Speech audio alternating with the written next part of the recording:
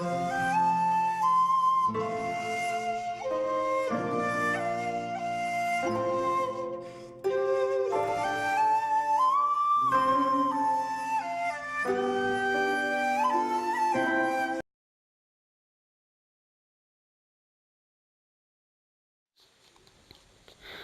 اللہ الرحمن الرحیم۔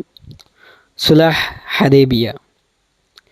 مسلمانوں کو مکہ سے ہجرت کر کے مدینہ آئے ہوئے 6 سال کا عرصہ گزر چکا تھا اور انہیں واپس مکہ معظمہ جانے کا ایک بار بھی موقع نہیں ملا تھا، حالانکہ مکہ مہاجرین کا وطن تھا اور مسلمانوں کا قبلہ اور توحید کا مرکز تھا۔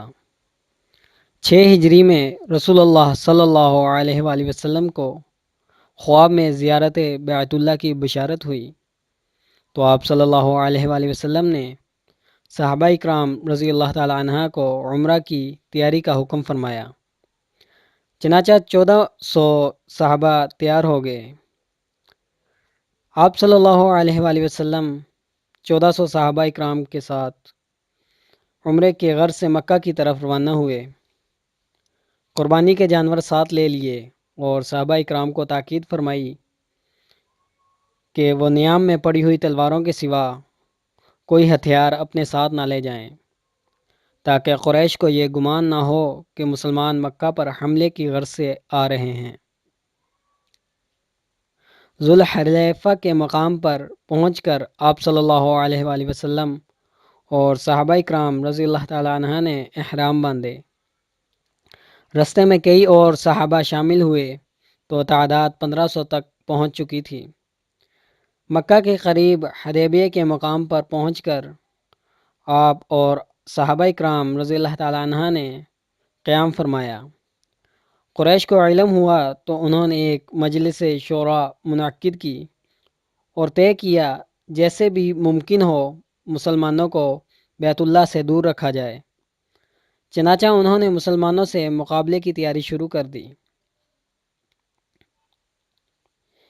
اس صورتحال کے بارے میں جب آپ صلی اللہ علیہ وآلہ وسلم نے صحابہ اکرام سے مشورہ کیا تو صحابہ اکرام رضی اللہ تعالیٰ عنہ نے بوقت ضرورت جنگ کا مشورہ دیا، لیکن آپ صلی اللہ علیہ وآلہ وسلم حرام مہینوں میں کعبہ کی حرمت کو توڑنا نہیں چاہتے تھے۔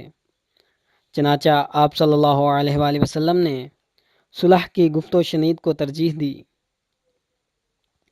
قریش مکہ نے مسلمانوں کے حلیف قبلے بنو خزاعہ کے سردار بدیل بن ورقہ کو آپ صلی اللہ علیہ وآلہ وسلم کے پاس بھیجا، جس نے بتایا کہ قریش مکہ آپ صلی اللہ علیہ وآلہ وسلم سے لڑنے کی تیاری کر رہے ہیں اور وہ آپ صلی اللہ علیہ وآلہ وسلم کو مکہ میں داخل نہ ہونے دیں گے۔ جواب میں رسول اللہ صلی اللہ علیہ وآلہ وسلم نے فرمایا، قریش مکہ کو بتا دیں ہم لڑنے نہیں بلکہ عمرہ کرنے آئے ہیں۔ بدیل بن ورقہ نے واپس جا کر قریش مکہ کو ساری باتیں بتائیں مگر وہ نہ مانے۔ اس کے بعد قریش مکہ نے اپنے ایک سردار عروہ بن مسعود ثقفی کو سفیر بنا کر نبی صلی اللہ علیہ وآلہ وسلم کے پاس بھیجا۔ آپ صلی اللہ علیہ وآلہ وسلم نے اسے بھی بتایا کہ ہم لڑنے نہیں بلکہ عمرہ کرنے آئے ہیں۔ عروہ نے واپس جا کر قریش مکہ سے کہا، خدا کی قسم میں قیصر و کسریٰ اور نجاشی جیسے بادشاہ کے پاس جا چکا ہوں، میں نے کسی بادشاہ کے ساتھیوں کو اتنی تعظیم کرتے نہیں دیکھا جتنی تعظیم وہ محمد صلی اللہ علیہ وآلہ وسلم کی کرتے ہیں، لہٰذا میری تجویز ہے کہ انہیں بیت اللہ کی زیارت کرنے دو۔ عروہ کی یہ بات سن کر قریش مکہ کو یقین ہو گیا کہ آپ صلی اللہ علیہ وآلہ وسلم کے ساتھیوں سے جنگ لڑنا آسان نہیں ہوگا۔ ابھی تک قریش مکہ اور مسلمانوں کے درمیان کوئی بات طے نہیں ہوئی تھی، چنانچہ حضور اکرم صلی اللہ علیہ وآلہ وسلم نے سوچا کہ قریش مکہ کے پاس ایک سفیر بنا کر بھیجا جائے۔ لہٰذا حضرت عثمان غنی رضی اللہ تعالی عنہ کا انتخاب ہوا، کیونکہ حضرت عثمان غنی رضی اللہ تعالی عنہ کا تعلق قریش کے طاقتور قبیلے بنو امیہ سے تھا۔ اور وہاں ان کے بہت سارے رشتہ دار مقیم تھے، اس لیے ان کو کوئی خطرہ نہیں تھا۔ حضرت عثمان غنی رضی اللہ تعالیٰ عنہ نے مکہ پہنچ کر قریش مکہ کو آگاہ کیا کہ مسلمان جنگ کے لیے نہیں بلکہ عمرہ کرنے آئے ہیں، اس لیے انہیں روکا نہ جائے۔ قریش مکہ نے آپ رضی اللہ تعالیٰ عنہ کو عمرہ کرنے کی پیشکش کی، لیکن آپ نے یہ پیشکش مسترد کر دی اور فرمایا کہ جب تک رسول اللہ صلی اللہ علیہ وآلہ وسلم عمرہ ادا نہ کریں گے، اس وقت تک عثمان رضی اللہ تعالیٰ عنہ بھی عمرہ ادا نہیں کرے گا۔ ادھر قریش نے حضرت عثمان رضی اللہ تعالیٰ عنہ کو اپنے پاس روک لیا تاکہ موجودہ صورتحال پر باہم مشورہ کر کے کوئی حتمی فیصلہ کر لیں اور حضرت عثمان رضی اللہ تعالیٰ عنہ کو ان کے لائے ہوئے پیغام کا جواب دے کر واپس بھیجیں۔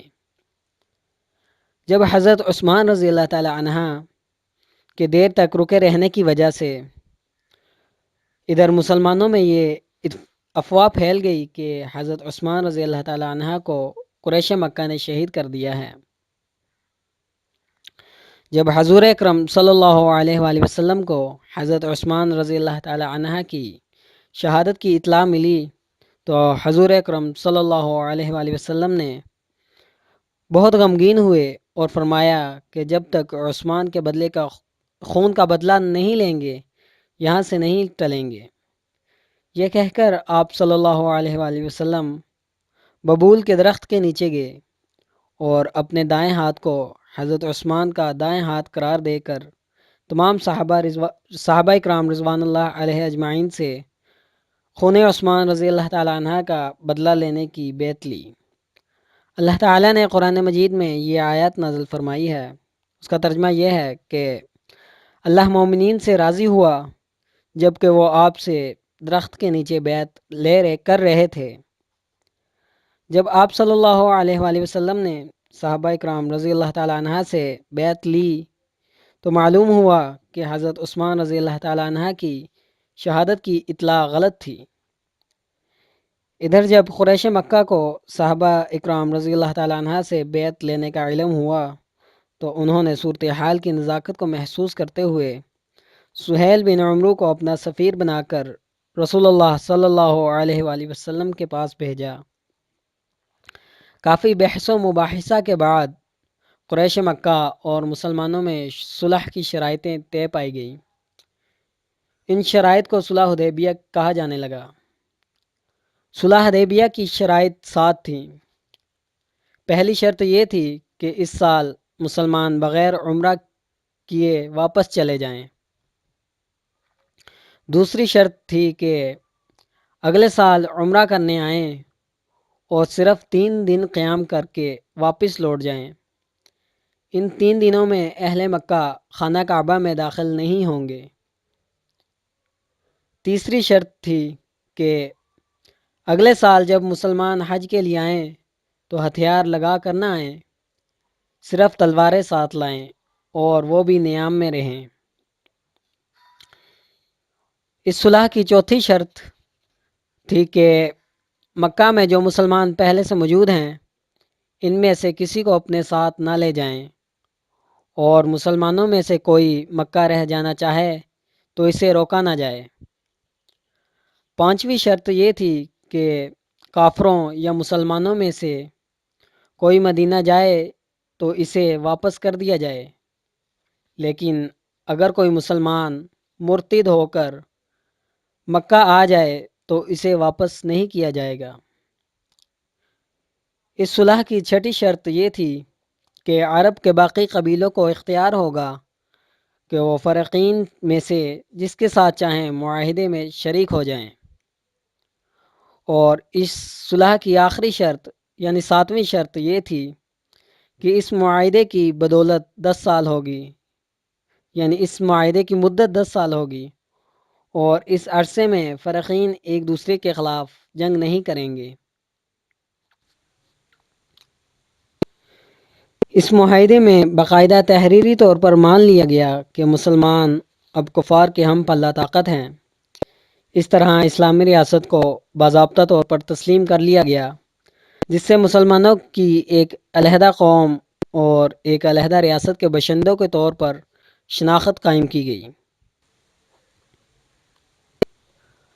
مختصر یہ کہ صلح حدیبیہ کی شرائط مسلمانوں کے لیے آئندہ کامیابیوں کا باعث بنی اور مسلمانوں کو اس معاہدے سے اتنے فوائد حاصل ہوئے جو کسی بڑی فتح سے حاصل نہ ہو سکتے تھے۔ شاہ معین الدین احمد ندوی اپنی کتاب تاریخ الاسلام میں لکھتے ہیں کہ صلح حدیبیہ بظاہر دب کر ہوئی تھی، لیکن اللہ تعالیٰ نے اسے فتح سے تعبیر